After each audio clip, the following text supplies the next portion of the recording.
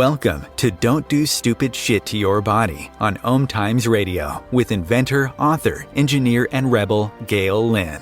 Gail has over 3 decades of solving her own health mysteries and then helping thousands of others find a better quality of life through sound, light, frequency, and vibration.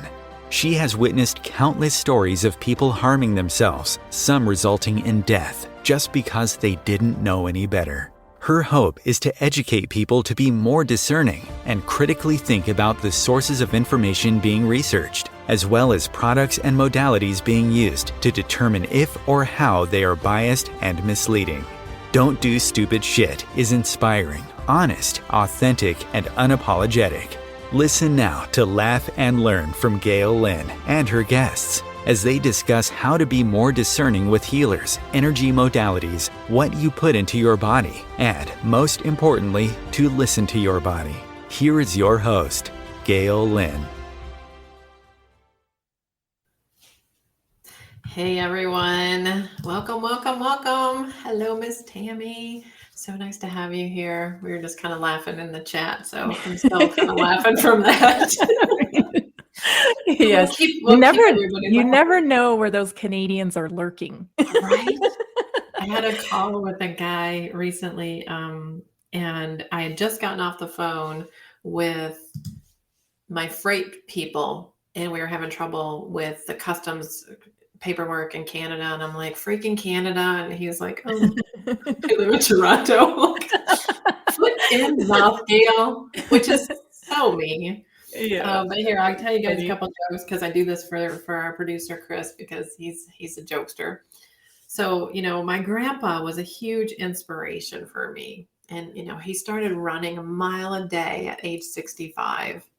Wow. He's 70 now and nobody knows where he is. Wow. There might be some more to that. Definitely, you might be onto something. Oh, shoot. And then the other one was, so they told my dad that he should put 5 colors on his plate every day to stay healthy. And so recently he was asking, I don't know why I have diabetes from my M&M diet. All the colors. Oh, shoot. So anyway, but my dad used to say, he had to take his vitamins and he'd pop a handful of plain M&Ms. Okay, so here we go. So nice to have you here, Tammy. I'm really excited. That's going to be a really fun talk because we just dialogue, so everybody gets to have this, secret. They get to be in the room with us while we're secretly talking. So, yeah. So thank you so much. You're a lot of things. Yeah, you're a lot of things. You have so many different gifts and talents and stuff. But the one thing that I focused on when I read your bio was a health freedom spokesperson, or a spokesperson for health freedom. Tell us more about that. Well, it's kind of come out of necessity. I mean, if you see what's going on in the world today, we know that our health is being threatened. And this is super important to me because through my experiences with health and allopathic medicine, I've come to learn the hard way, honestly, that you have to use discernment and that you can't just put your health in someone else's hands. The hardest lesson I learned was when my son was vaccine injured. So he was 2 years old and my daughter was born premature. And so, with a premature baby, they're kind of scaring you from the get-go, right? This is like, and you're scared anyway, because this baby was so tiny. I'd never seen a baby so tiny, right? She was like 4 pounds. And that was big for a preemie because she was significantly premature. So they kind of scare you from the get-go. They tell you there's going to be all these problems and you should anticipate problems, right? Which is against my natural mindset to be looking for problems. I kind of like to come from things from the other side of the equation where I'm kind of looking for solutions, right? So I was kind of like, that my bristles were up from the beginning, right? With that whole thing. Yeah. A lot of people have told me, a lot of clients have told me that the doctor said, oh, your son's not going to live past 8. And she's like, no one gets to put an expiration date on my child. Yeah. Absolutely. That's right. And so here they were telling me she was going to have, learning disabilities. She probably wouldn't walk on cue. She probably, all these different things. And my husband and I are kind of just like, okay, whatever, right? But we were still in the allopathic model. We still, trusted to a large degree that they knew what was right. And so because she was born premature, they said that she was very susceptible to RSV, which is a respiratory infection that can be very harmful, especially to premature babies. So they kind of heavy-handedly pushed us into this flu vaccine, which no one in my family had ever even had a flu vaccine. We just never thought it was something we needed. But with this new occurrence of having a family member that's, maybe at risk as a premature baby, my instinct was no. From the get-go, there was this little voice in me that's like, no, I don't think so. But I overrode that. And I let them give us all a flu vaccine. And it was a short time after that that my son came down with something called thrombocytopenia. And it was incredibly scary. He was only about 2.5 years old at the time, and his eyes were completely burst with blood vessels, so they were bloodied. And he was bruised all over his body, unexplainable bruising. I mean, you could touch him and leave a bruise on him. So, like any mother, and father, we were panicked. We went straight to the ER, and they didn't really have answers for us. They were throwing around things like cancer and leukemia and other things of that nature. So it was a very, very scary time, very scary. But my husband, being the kind of researcher, critical thinker that he is, left the hospital to go do some research. And what he found was thrombocytopenia is actually related to the flu vaccine. So they didn't know what was going on. He brought this information back to the hospital. And of course they were like, no, but we'll look into this. And then they came back with a diagnosis of idiopathic thrombocytopenia, right? So they're saying there's no reason for it, right? Idiopathic, Yeah. no reason. Yeah. So at the time we just wanted our son to get better.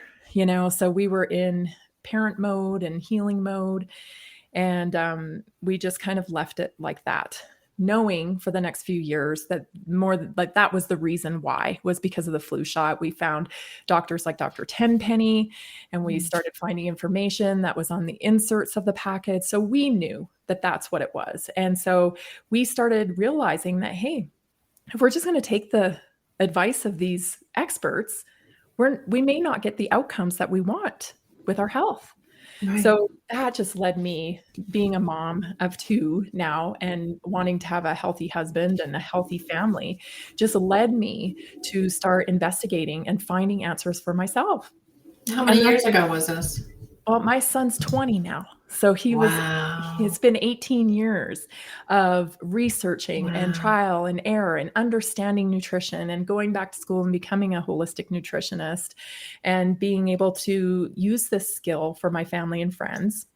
And to educate people, because you are such a huge advocate of, inspiration and education. And, the problem in the world now is we're all sicker than we've ever been.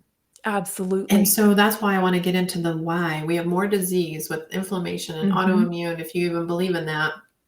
Emotionally it could be self-sabotage, but would your body ever really attack itself? Did God source give us a body that would ever attack itself? You have fatty liver from, I think, keto diets and all the anger. We've got heavy metal toxic loads. We've got stress, number 1 killer in America. So, how did we get here? Yeah. That's a great question. And I think if you really analyze it, you can see it. I think it started many, many years ago with the onset of, turning our food industry into entertainment, right? So back in the day, we ate for sustenance. We ate to nourish. We were purposeful with what we ate because we often ate seasonally.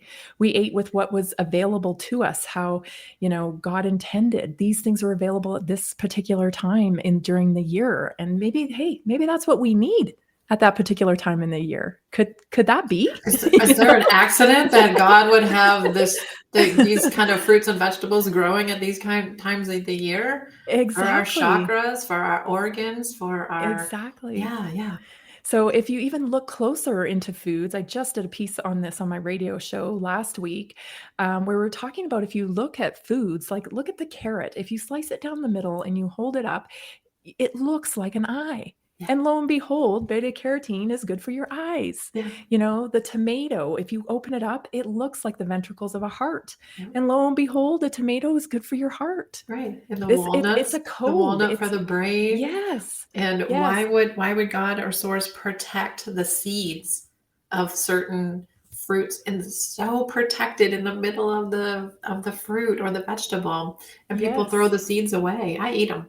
Yeah. I only get seeded watermelons. Yeah. Yes. So Yeah. fun. So it's kind of the code of nature. And not only that, we can take that even further when we realize that we have receptors in our body for all these nutrients that the earth provides us.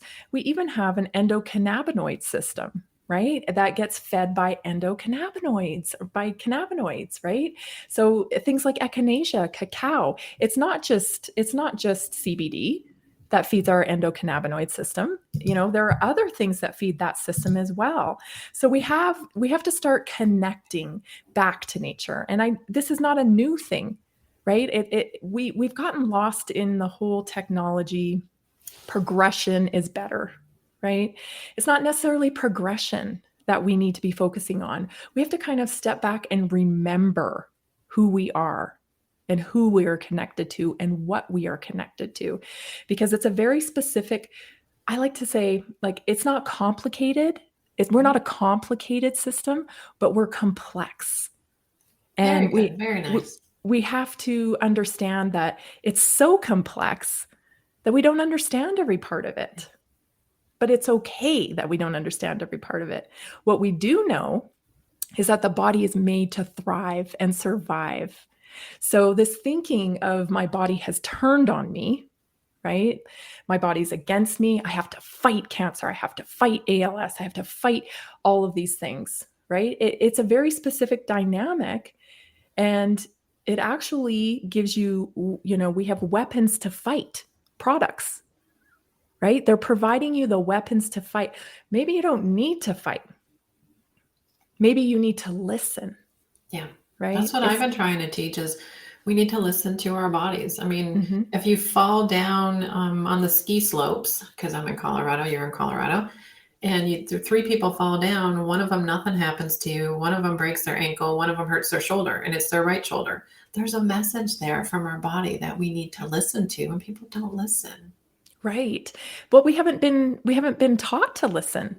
We've been taught to give up our agency to someone else who knows better. Now, you're never going to be able to convince me that the divine in me doesn't know what's right for me. Right. What we have to do is perfect our ability to listen.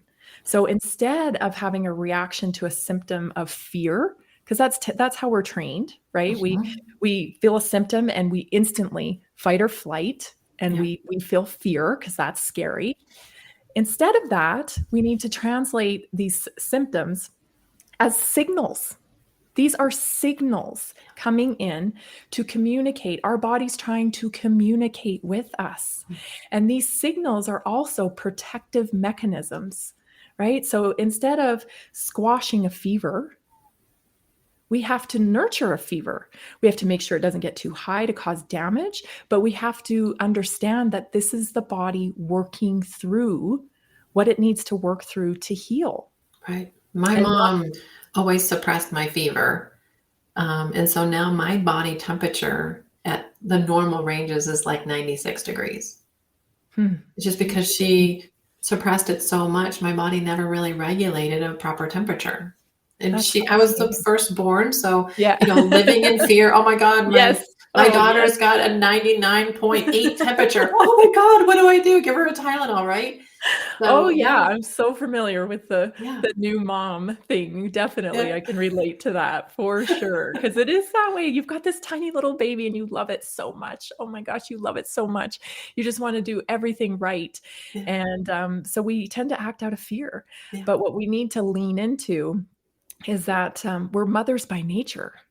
And nobody is more well equipped to make decisions for our babies than mothers.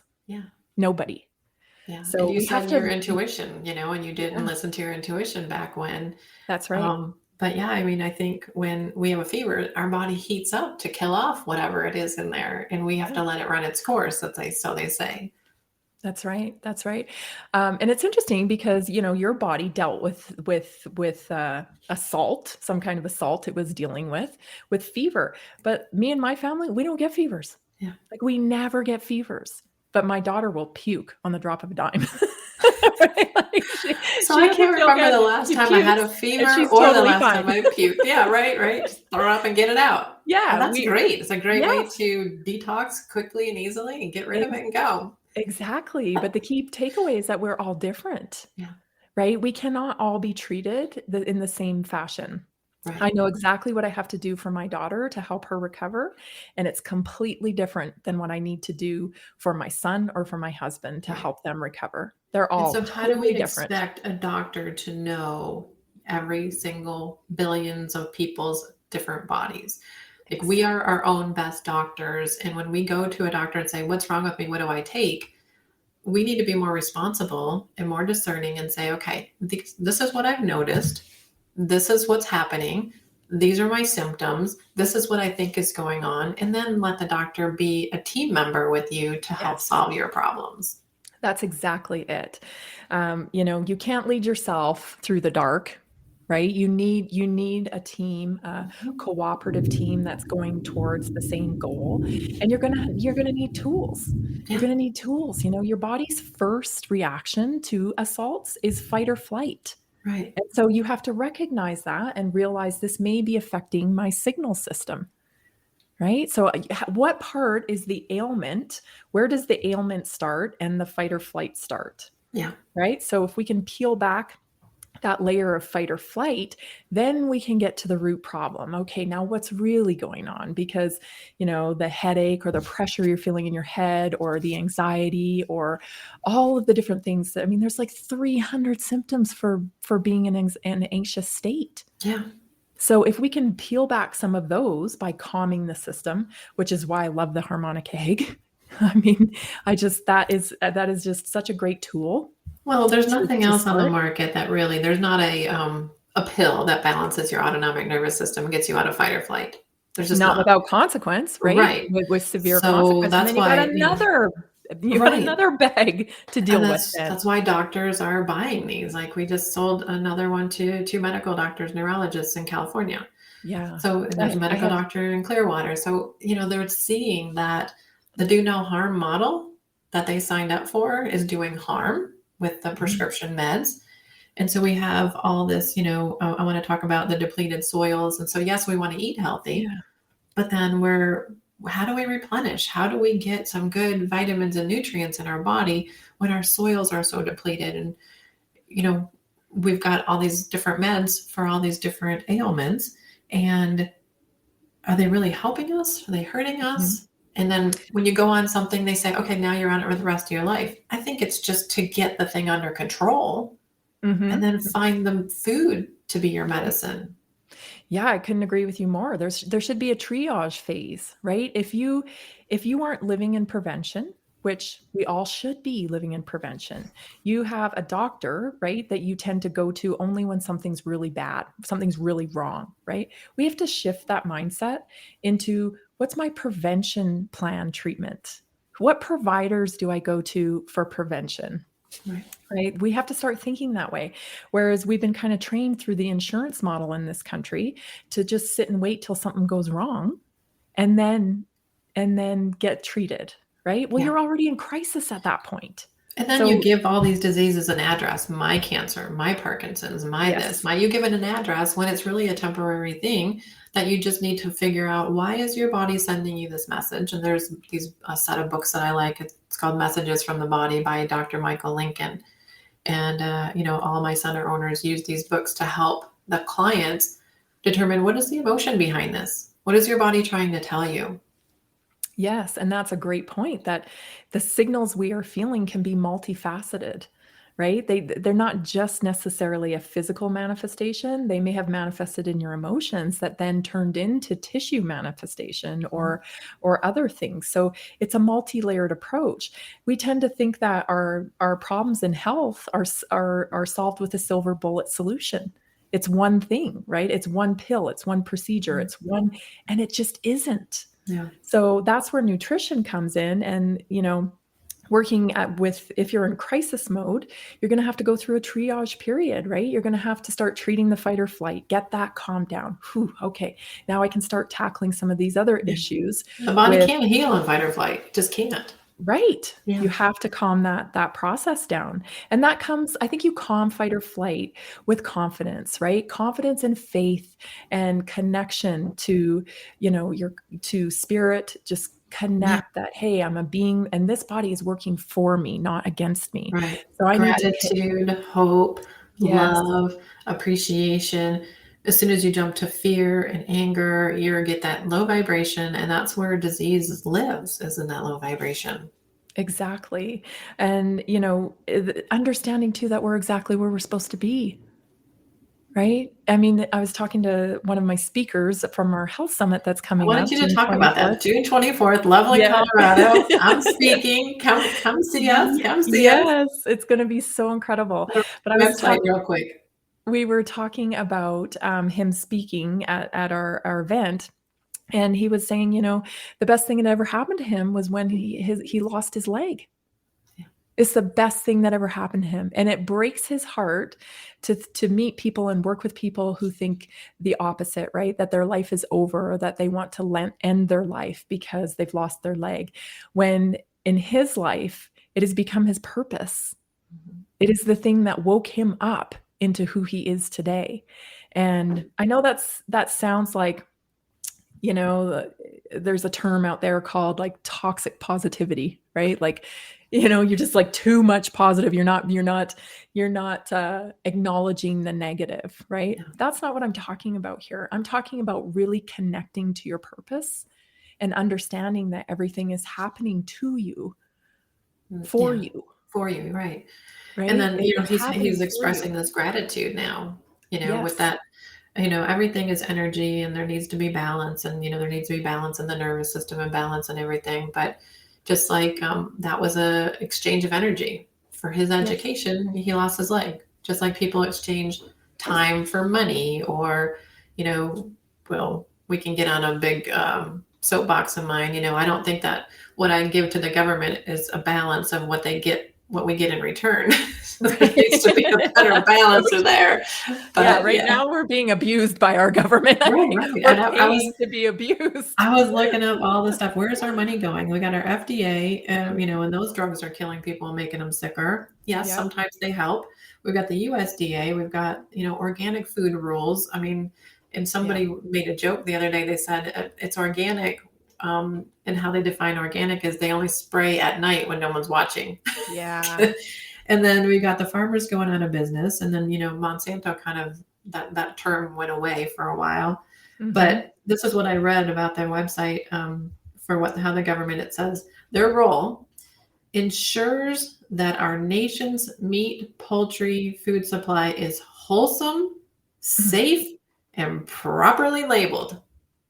So define wholesome, safe, and properly labeled, because that statement did not resonate with me. No, and that is quite a stretch, quite honestly, because, a lot of our livestock comes from China. And as long as it's processed here in the United States, it can be stamped with a label that says made in USA. Right. So there's all these kind of intricacies of the food system. And is that properly labeled? Because to me, that is not properly labeled. Exactly. And I react from a lot of these. Okay, so when it says, I want you to talk to us a little bit. We'll have a commercial break in a minute. It started raining and thundering, and so it's all crazy here. I wanted you to talk to us about that, because I react to even organic, grass-fed, they say no hormones or antibiotics. However, don't animals have natural hormones? So there's an issue I have with that labeling, Yes.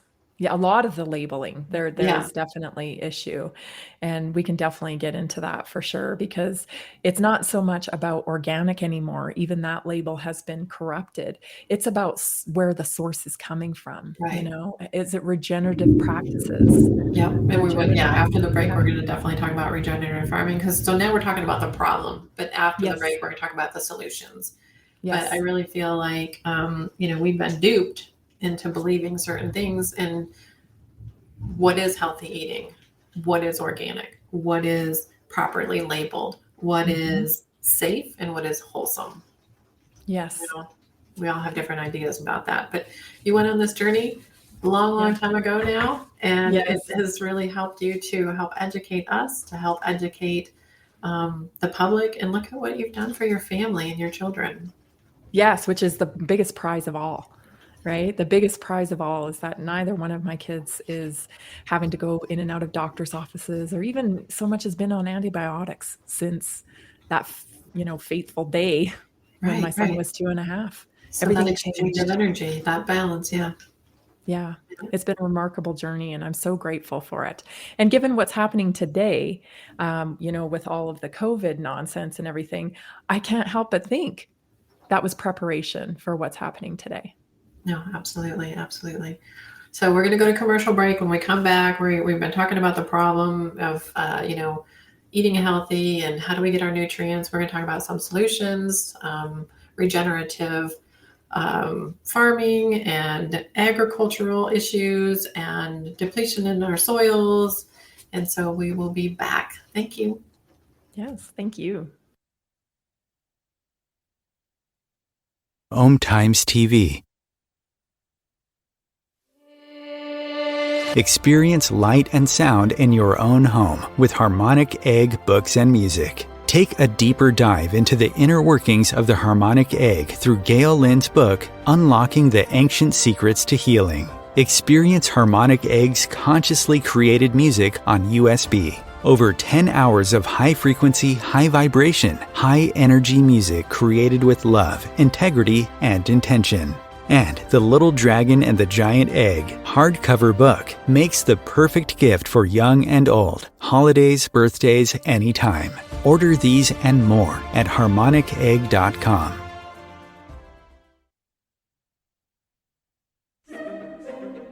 Imagine becoming a super influencer. Reinvent yourself, invest in your brand, and then manifest your success with a robust spheric approach. OMTimes Media and Broadcasting offers a unique and multifaceted way to become the spiritual and conscious influencer you deserve to be by putting your message across our powerful platform with its proven record of integrity and excellence.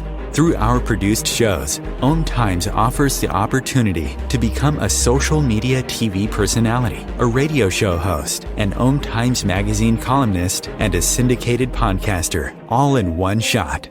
By live streaming your show on OMTimes TV and broadcasting it across the extensive OMTimes radio and TV networks, you become more than a host. You become an ambassador and a force for positive change. OMTimes. Open yourself to the possibilities.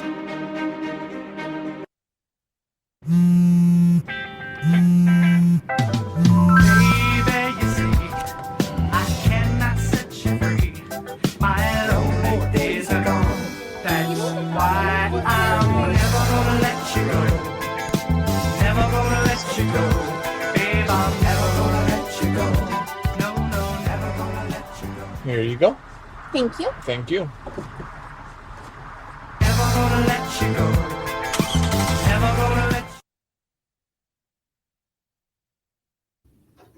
Hey, welcome back. Thank you. So we've been talking about a lot of different problems that we have and why people are so sick, and we're going to talk about some solutions. But also, before we get into that, Tammy is putting on a health summit, and I want you to give the website to that for June 24th in Loveland, Colorado.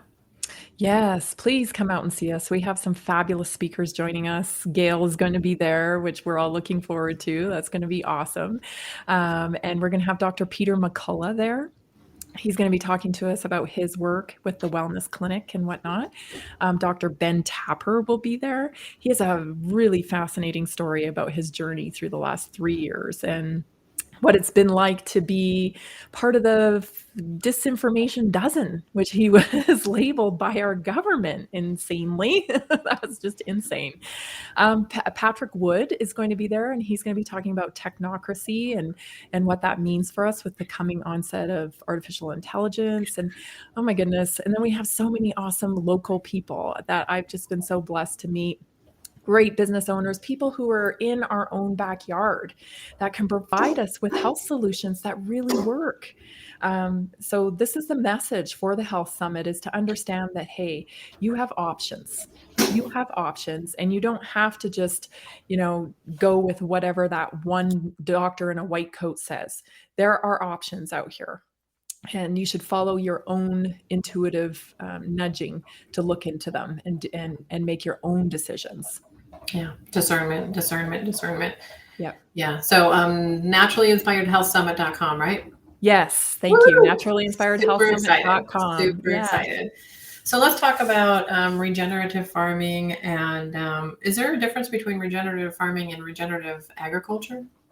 That's a good question. I think probably scale might be the difference. I think you can term it however you like, but what we mostly see around us is industrialized farming, right? We're seeing massive farms that are pumping out product for the masses, things like corn, soybeans, monoculture, right? They're doing one thing. Whereas regenerative farming actually works symbiotically. So it's multiple things coming out of one farm, because that's what nature intended, right? When we monocrop, the soil becomes very depleted, and we're not getting the same type of nutrients out of our food that, say, we were getting 50 years ago. In fact, it's significantly lower. Right. So I think it's something like, if you wanted to get the same spinach you had in 1950, you'd have to eat, or the same nutrients rather, from the spinach you had in 1950, you'd have to eat like 60 cups of it today. It is just not the same food. And that is because of the state of our soil. Well, and this is the thing. I don't think people understand. If you grow cucumbers in the same spot every year, those cucumbers are going to be less and less abundant. So my boyfriend planted cucumbers 10 years ago, and he had so many cucumbers. He was pickling them. He was giving them away. And then he had, an overabundance of tomatoes the next year and no cucumbers. And I told him, I said, babe, you got to fertilize. You got to switch the plants around and, do different things. So is that kind of regenerative farming? Yes, certainly that's one aspect of it for sure. But it's also having animals on your farm, right? Because the animals help feed the soil. It is, so like for us, we're on our little homestead, we call 1890 Homestead. This property is over 100 years old. And it's been, I'm sure at one point it was probably industrialized. So we're kind of taking it back to a point where, we have a few head of cattle. That cattle grazes on our pasture. Our chickens follow our cows, right? So they're aerating the pasture, and they're eating from the cows and from the field itself. And so we also have bees, which is doing our pollinating. So it's this aspect that, every piece of the puzzle kind of the ecosystem, to make the healthiest land and farm possible, it has to be this multi-crop, multifaceted polyculture, if you'll say, right? Well, I was reading on holistic management, I guess it's holisticmanagement.com, and they said, people are jumping on this bandwagon for money, calling it regenerative farming, but it's not really, because there's balance between the land and the soil, but there's also balance between business and communities. Yes, that's a great point. Yes, a great point. And I interviewed Will Harris, and he's from White Oak Pastures. I've also interviewed Joel Salatin, both for my podcasts. And that's something really interesting. In terms of Will Harris's operation, he's in Bluffington, Georgia. He's in Georgia, this little town. And, his farm is now employing a huge amount of that town. Right. So they're working on that farm, they're buying from that farm, and it's sustaining his whole community. And that is such a overlooked type of component to regenerative farming, right? A lot of people will accuse the regenerative farming of not being able to scale. Well, you can't scale a regenerative farming. No, you're not going to want to scale in the terms of making regenerative farming, huge, this huge farms that are regenerative. You're going to want to have many regenerative farms to feed into the community, to provide food locally. Because, things like, I don't know if you've heard, Bill Gates has a new product out called Appeal. Yeah. And this is like a coating that he's putting on produce to make it last longer. Well, why do we even need that? We need that because we're so used to being able to eat whatever we want, whenever we want, even though it's not conducive with the current climate we're living in. But we want that. So we will ship things in from outside the country just to be able to have it on, in the winter, which that doesn't even have the nutrients. I mean, it's probably just dead. I have a friend of mine up in New York, and he said, I went and I saw this product, the sticker, because they put the sticker on it that says it's this product. He said, so I see this museum quality Granny Smith apple, sorry. And he goes, and I see this one that looks like crap. He goes, I'm buying the one that looks like crap. That's probably a good move. Because yes, this coating has now even been approved in the organic space. So your organic food will have this sticker on it. So you need to be aware of that. You need to be aware that this is happening. And so I really believe that that's the way we take our food system back, is by promoting and recommending and buying straight from our community. Here in Colorado, we're really lucky, especially in Weld County. We have a lot of people in agriculture. Miller Farms. And there's more popping up all the time, that are understanding this small batch beef they can provide for themselves and provide for the community. And it's a far better product. There's something called greenwashing, or the green glean is what they call it. And basically what that means is that these giant corporations who are really just like Coke and Pepsi and Nestle are bringing products to market that look like organic products, right? They have the organic, they go through the organic certification because of course they have the money to do that. They bring this product and it really is just greenwashed. It still has a lot of chemicals in it. It still has, it's not made from a process like Will Harris's White Oak Farms or like my chickens. Right? I feed my chickens the best food I can. Right now, they won't even eat the food because they'd rather eat the worms and whatnot from all the rain we've been getting. So, you can't, and these chickens get put to bed every night, tucked in, and they get awakened every morning and let out into the pasture. And so that is not what we're seeing with a lot of these greenwashed products. They're simply just doing what they need to do to get the label of organic. Right. But that doesn't necessarily mean, an interesting thing about eggs too, that I learned recently about hemp. We used to actually be the United States government, the Farm Bureau, used to mandate that all farmers grew at least 1/4 of an acre of hemp. And the reason why they did that is because hemp draws heavy metals out of the soil. And it also puts, CBD into the soil. And then our cattle and our chickens get that. They get fed from the hemp, from the plant, the CBD. So back when, hemp was part of farming, chicken eggs used to contain CBD, which feeds the endocannabinoid system. Now, naturally. Yes, absolutely naturally. We're just getting it through our food supply. So that's just one example of hemp that's been kind of eradicated out of our food system. It's a very specific, again, back to the whole monoculture type of thinking, where if you're going to grow hemp, you just grow hemp. Well, every farmer should have a little bit of hemp on their fields, right? To help with the soil and pulling out those things, because it works actually just staggeringly well to take out toxins. Roly-poly bugs that you flick and they roll, those pull heavy metals out of the soils too. Oh my goodness, I didn't know that. Yeah, they do. The little roly-poly potato bugs. Yeah. I had this just goes back to the same system that it's symbiotic. Every little thing Yeah. feeds the next. And Everything this is why is it's so needed. terrifying Yeah. that Bill Gates and people like him want to mess with that system by putting out things like fake mosquitoes, and spraying the sun. And, you're messing with a very complex system that you don't even understand. And we are all suffering the consequences of that. Yeah. 2 stories real quick. Yeah. I love what you're saying. So I had a kumquat tree in my office, and it did so well, and it would produce all these little kumquats. If you haven't had a kumquat, they're awesome. It's like the orangey flavor, but the bitter lemon. Yeah. And you just eat the whole thing. You don't have to peel it. But I would eat these kumquats off this tree, and I remember having one about 4:00 in the afternoon, and I was up until like 3 a.m, just buzzing.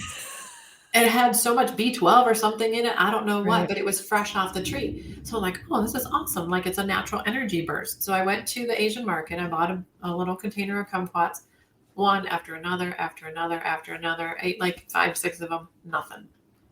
So that's what Interesting. really was revealing to me, that all the stuff that we're getting is dead. We need to buy from the local farms. It's almost, when it's ripe and it's just coming off the, off the farm, Right. it's going to have the most nutrients in it.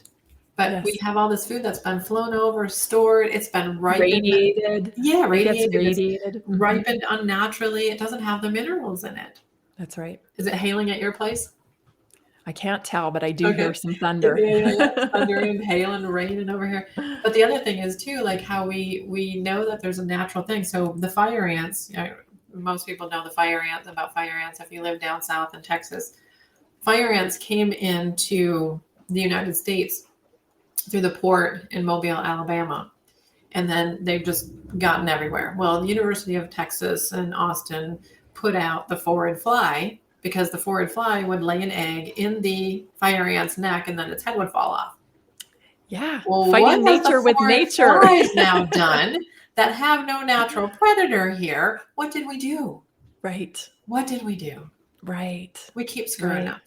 Yes.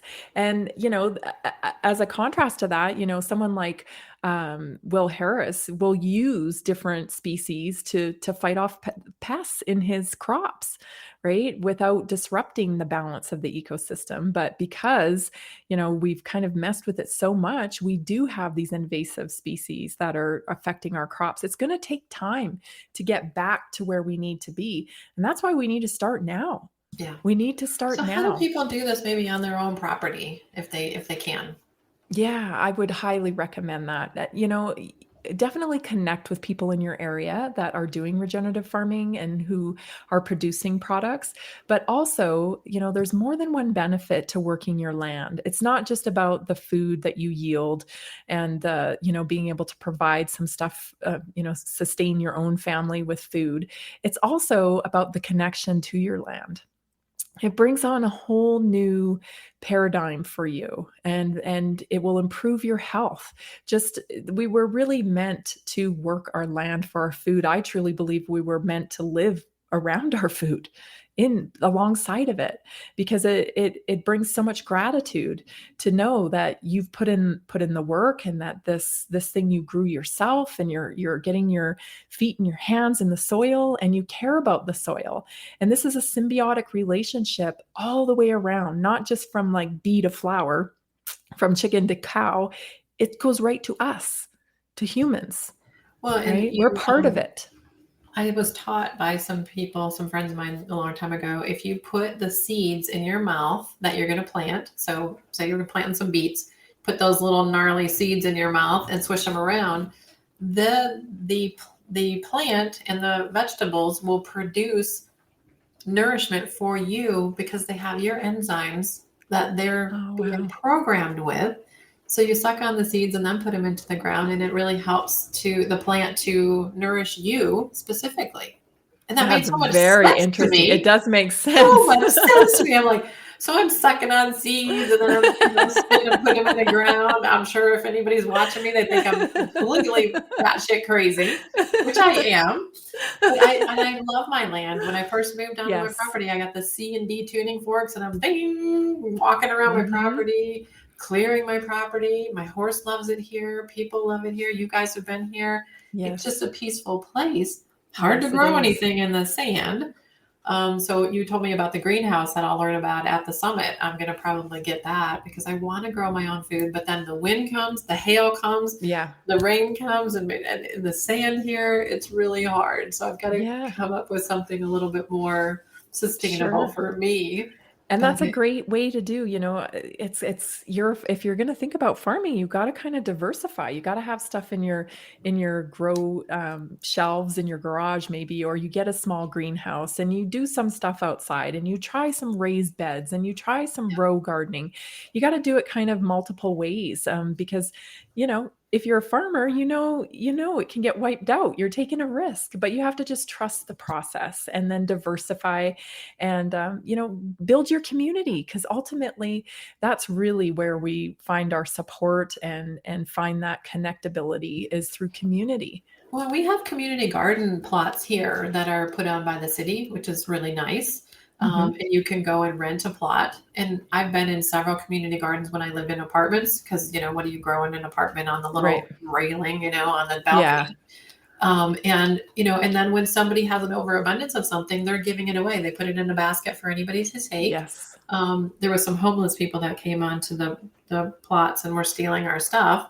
But I guess that was a compliment, right? Because they're like, oh yeah, we got some natural, healthy stuff we can take.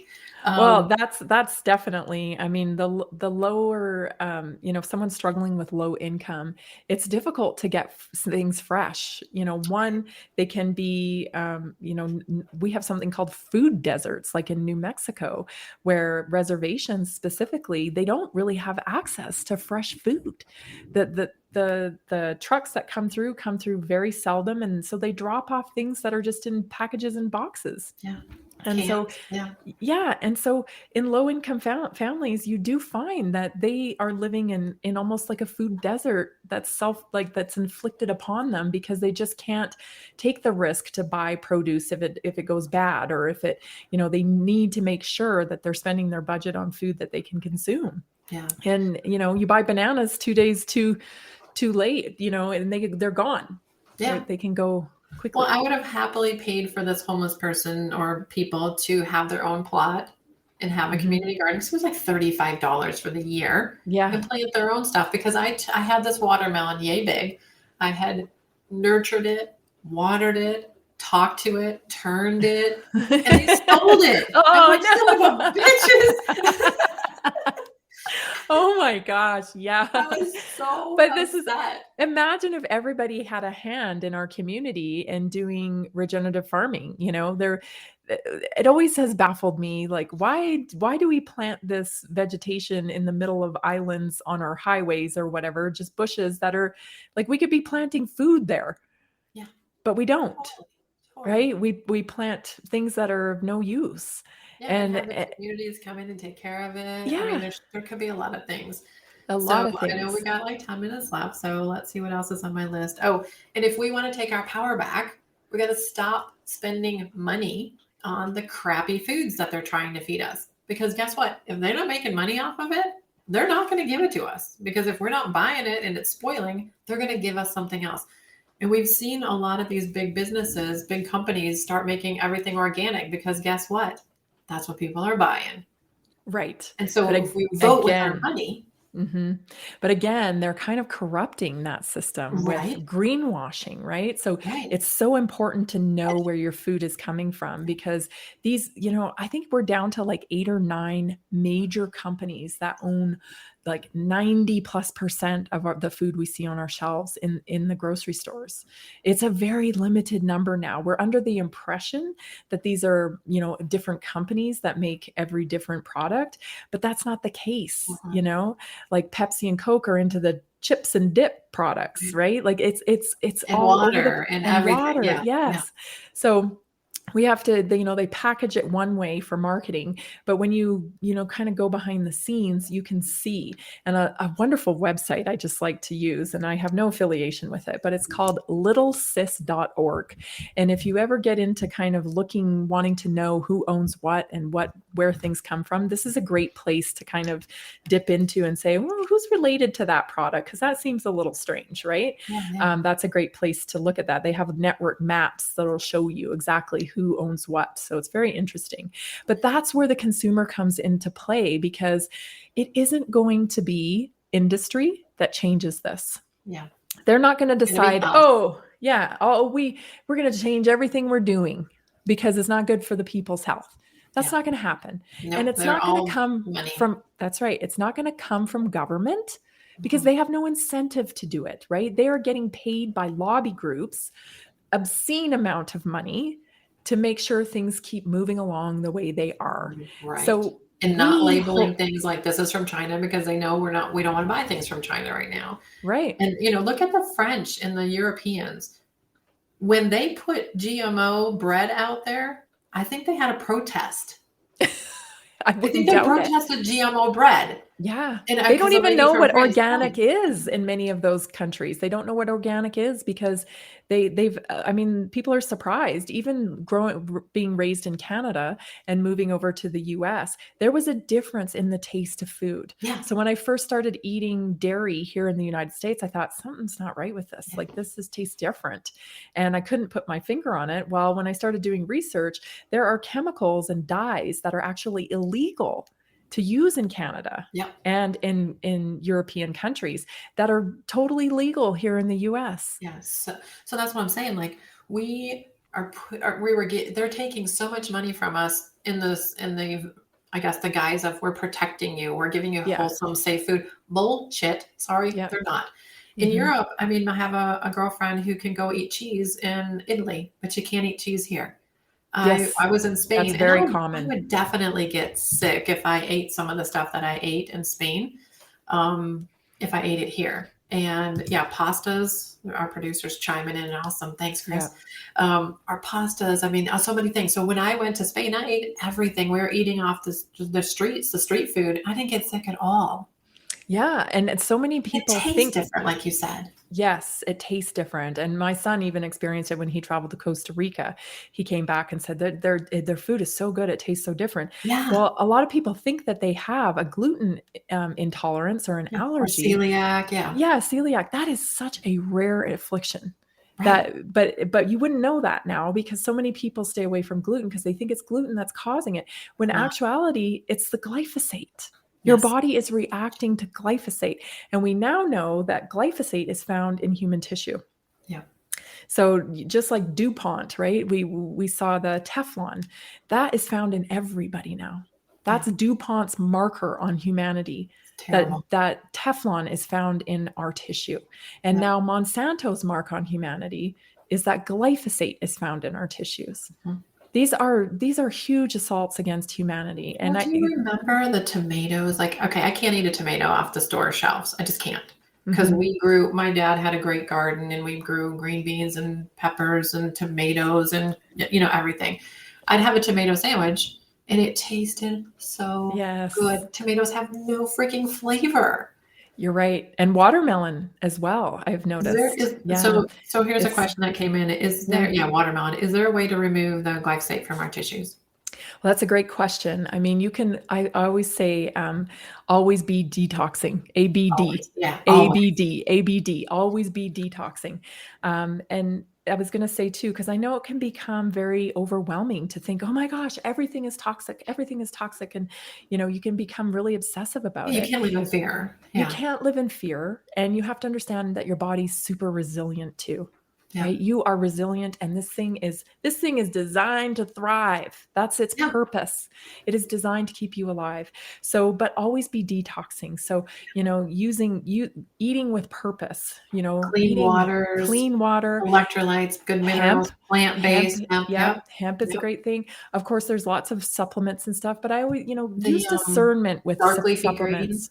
Dark leafy greens is another one. Discernment with supplements. We got 3 minutes left. We're not going to be able to get on that topic, but you cannot keep buying these supplements off the shelves with all the fillers. They're just taxing and toxifying your liver and kidneys. So yes. Thank you for bringing that up. It was on my list, but we didn't get to it. And I knew this was going to happen with us. Here we go. gosh, it's so So yeah, exciting. but detoxing. So what's your best detoxing? What do you do for detoxing? And then we'll ask you how to get it I out of you. always say the best detox is not putting it in. Not Love it. putting it in, right? Perfect. So that's the best way. Now, your body is fully equipped with liver, kidneys, mucous membranes. You have all this complex system that's made to detox. But if you're constantly putting stuff in, it gets bogged down. Yeah. So the best first approach, I say, is stop putting it in. See Yeah. what you can cut back down on, right?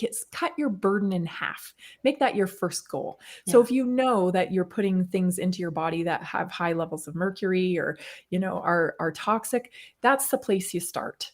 And then you Love it. let your body work through that. And of course, using modalities like Epsom salt baths, the harmonic egg, making sure that your frequency is high, making sure that you're connecting, right? You're connecting to the earth and you're living with purpose. It's about lifestyle. It's not Yeah. about fad diets and detoxes and, the lemon pepper, cayenne, whatever that, those things, they're very temporary. And so what you want to do is look long term. Yeah, diets are old news. That was Yeah. the 80s. We now understand that it's a lifestyle over Lifestyle. long That's term. why. Yep. That's why lifestyle. Okay. We are like 30 seconds. Tell people how to reach you. Okay.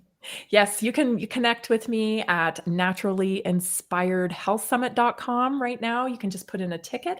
I am on the radio 4 days a week starting 2 weeks from now, and on Saturdays right now on KHNC here in Johnstown at 1360 AM The Lion. So tune in on Saturdays for the Naturally Inspired radio show. And then you can always drop me a line, through Naturally Inspired Podcasts. Drop me a ticket and just ask questions. I love to connect. Well, I love you. Thank you so much for being on, and I will see you soon. Yes. Thank you, Gail. Thank you for being such an inspiration.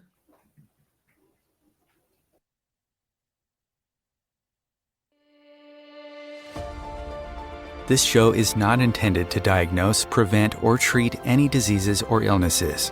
The information presented within cannot substitute the advice of your physician or other trained healthcare professionals. The content of this show is for educational purposes only and is the expressed opinion of the show host and guests.